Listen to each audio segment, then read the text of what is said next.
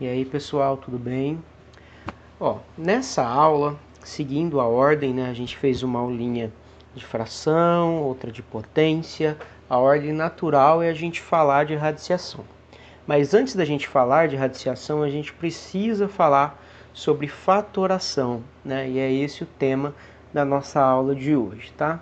Só que para a gente entender a fatoração, a gente precisa entender antes algumas coisinhas. Uma delas é compreender bem o algoritmo euclidiano da divisão, que a gente chama de divisão de chaves, tá? É importante a gente saber o nome de cada um desses elementos, né? Só para a gente dar nome aos bois, tá? O P a gente chama de dividendo, que é um número que vai ser dividido por D. O D a gente chama de divisor. O Q a gente chama de quociente, que é a nossa resposta da divisão, né? E o R a gente chama de resto, tá? Uma outra forma de escrever o algoritmo da divisão é da seguinte forma, né? Ele pode ser representado dessa forma. P vai ser igual ao divisor vezes o quociente mais o resto, tá? Então isso vale para todas as divisões que você for fazer, tá? Então um exemplo simples aqui, 11 dividido por 5. O 5 cabe duas vezes dentro do 11, então eu subtraio 10 aqui, então eu obtenho o resto 1. Então a gente pode reescrever o algoritmo euclidiano da seguinte forma: 11 vai ser igual a 5 vezes 2 mais 1. E vocês observem que isso é verdadeiro. 5 vezes 2 é 10, mais 1 é 11. Então, essa igualdade é válida, tá? É importante a gente entender esse algoritmo e seus elementos para a gente entender um outro assunto que também é muito importante, para a gente entender a divisibilidade de um número inteiro, né? Quando que eu digo que um número é divisível por outro, né? Bom, eu escrevi aí, né? Um número P é divisível por um número D quando P dividido, né? Eu esqueci da bolinha aqui, né?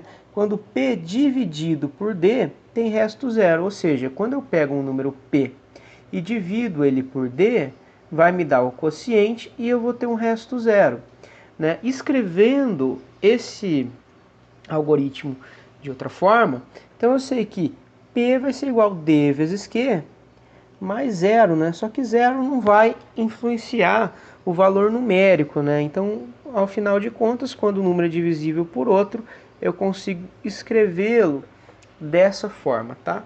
Então, P é igual a D vezes Q, tá? Isso é muito importante, beleza? P pode ser escrito como um produto de dois números, ok? Bom, entendendo já a divisibilidade, a gente tem como agora entender a decomposição de um número inteiro, né?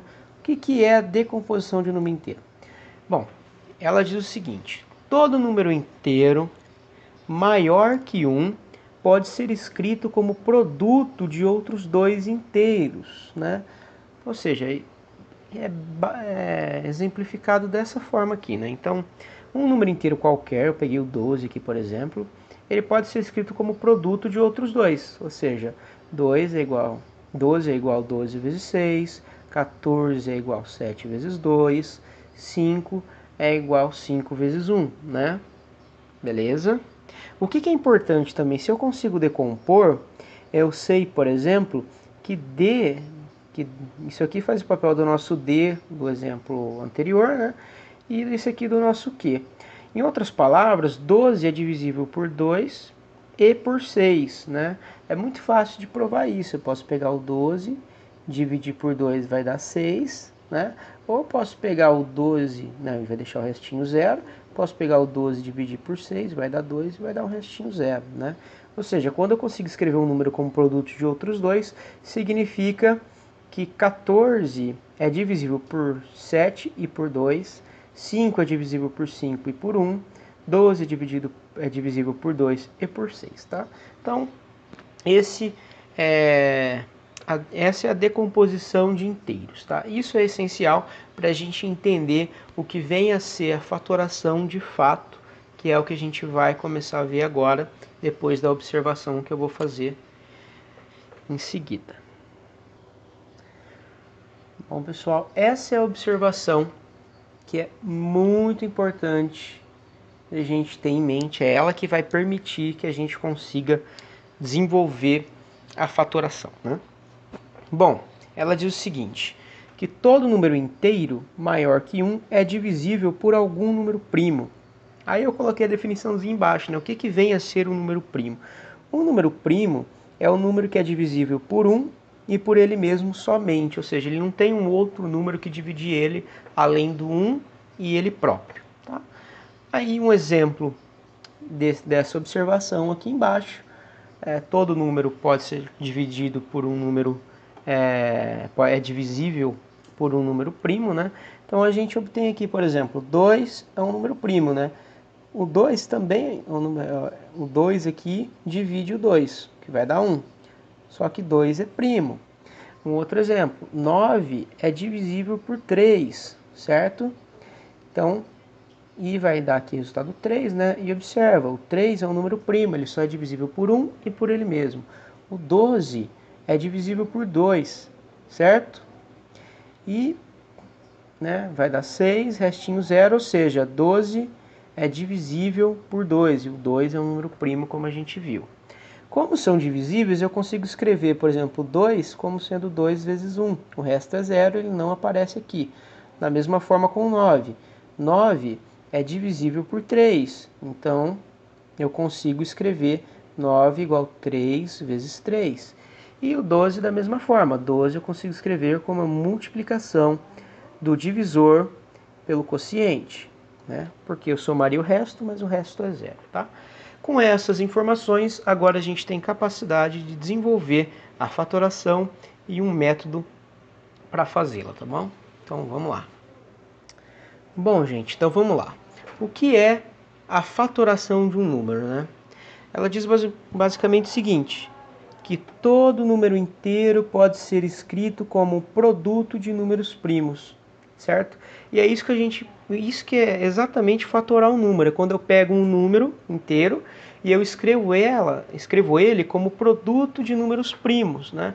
E é o que a gente vai tentar fazer, tá? Então vamos olhar aqui um exemplozinho, tá? Pegar o número 24, por exemplo. A gente sempre começa dividindo o número que a gente quer fatorar pelo menor primo que divide ele. Uma dica, todo número par é divisível por 2. Então, 24 é um número par. Então, quando eu divido ele por 2, eu tenho um quociente 12 e um resto 0. Então, ele é divisível por 2. Beleza. Então, eu consigo escrever 24 como 2 vezes 12. Tá? Agora, a gente pega o resultado dessa divisão. Se for divisível por 2, a gente continua dividindo por 2. Então, 12 é divisível por 2. Vai dar 6 como quociente, 0 de resto. Então, eu consigo escrever 12 como sendo 12 igual a 2 vezes 6. Da mesma forma, 6 é divisível por 2 ainda, então eu continuo dividindo por 2, certo? Então, 6 divisível por 2, dividido por 2, vai dar quociente 3, resto 0, então eu consigo escrever o 6 como sendo 2 vezes 3. E por fim, isso aqui vai dar um quociente 3, só que 3 não é divisível por 2. Então, qual é o número primo menor possível que divide 3? É o próprio 3, né? Então, 3 dividido por 3, 1. Então, eu consigo escrever 3 igual a 3 vezes 1, tá? Agora, a gente vai tentar utilizar essas informações para escrever o 24, né, como sendo um produto de fatores primos. Então, vamos lá. Né? Então, aqui, como que a gente começa? Né? 24, eu vou substituir 2 em 1, ou seja, eu vou pegar 24 é igual a 2 vezes 12. Só que 12 é 2 vezes 6, né? Sei que 12 é 2 vezes 6. Então, eu vou escrever o 12 dessa forma, tá? Continuando, substituindo 3 em 2, né? Eu tenho que 24 agora se tornou 2 vezes 2 vezes 6, só que eu sei que eu posso escrever o 6, como a gente viu lá em cima, como sendo 2 vezes 3, e é o que eu fiz agora, né? E por fim, em 4 a gente sabe que 24, né, Eu tenho 3, né? Eu posso escrever o 3 daqui como sendo 3 vezes 1, só que 1 a gente omite, então eu poderia ter parado no passo anterior, porque 1 não vai alterar essa multiplicação nossa, tá? E 1 também não é um número primo, então a gente pode omitir ele. Então, por fim, 24, a forma fatorada de 24 é essa aqui, beleza? Então, foi isso que a gente fez. Repare o seguinte, que 24 é 2 vezes 2 vezes 2 vezes 3. Vamos voltar lá no exemplo. Só que 2 vezes 2 vezes 2 vezes 3 eram os divisores que a gente tinha. Então a fatoração do 24 vai ser o produto dos divisores primos com os quais eu fiz as divisões sucessivas, tá? Então vamos formalizar um pouquinho esse exemplo, tá? Aquilo ali foi uma justificativa lógica do porquê ele vale. Então vamos construir aqui algo um pouco mais pragmático, né? O primeiro passo do algoritmo para fatoração é dividir o número que a gente quer fatorar pelo menor primo que o divide. No caso ali do 24 foi o 2, então o menor primo que o divide, tá? O segundo passo é, enquanto o resultado dessa divisão, né, que está escrito, ó, quando esse primo deixar de dividir os números das divisões, né, eu acabei esquecendo de escrever isso, troque por outro, número primo menor possível. Ou seja, né, vamos voltar ali em cima para a gente entender o que isso quer dizer. Eu tenho um número primo que eu comecei, que é o 2, que dividia 24. Então, eu vou pegando os resultados da divisão e vou dividindo por 2 até quando eu puder, né? Chegou um ponto aqui onde eu não conseguia dividir mais por 2. Então, eu ia ver aqui o número que é o resultado da minha divisão e aí eu ia ver o menor primo que divide ele. No caso, é o 3. Aí eu troco o divisor, entendeu? Então, é esse o raciocínio, tá? Então, vamos ver agora o terceiro passo. Bom, o terceiro passo é o nosso critério de parada. Quando que eu vou parar? Eu vou parar quando a divisão tiver como um resultado igual a 1, né? Você lembra que a gente foi dividindo até chegar no 3 e depois eu dividia 3 por 3 e me dava 1? Quando eu chego nesse 1, eu paro de fazer as divisões, tá? Então esse é o nosso critério de parada, né? E por fim, a forma fatorada do número que a gente quer é a multiplicação dos divisores. Então eu fiz o exemplo do próprio 24 através desse algoritmo, desse esqueminha, né? O que esse esqueminha quer dizer? Desse lado está o número que a gente vai dividir pelos números que a gente colocar desse lado, tá? Então eu tenho 24. Eu vou começar a dividir o 24 pelo menor primo que o divide. No caso, é o 2. Então eu vou dividir 24 por 2. Vai me dar o resultado 12, né? 12 ainda é divisível por 2, então eu mantenho 2. Então 2 dividindo 12 é 6. 6 continua sendo divisível por 2, então eu mantenho a divisão por 2. Então 6 dividido por 2 é 3. E agora 2 não divide 3 mais, né? Então qual é o outro primo que vai dividir 3? O próprio 3. Né? Então, 3 dividido por 3. Né? E vai me dar o resultado 1. Né? Quando eu chego no 1, eu paro.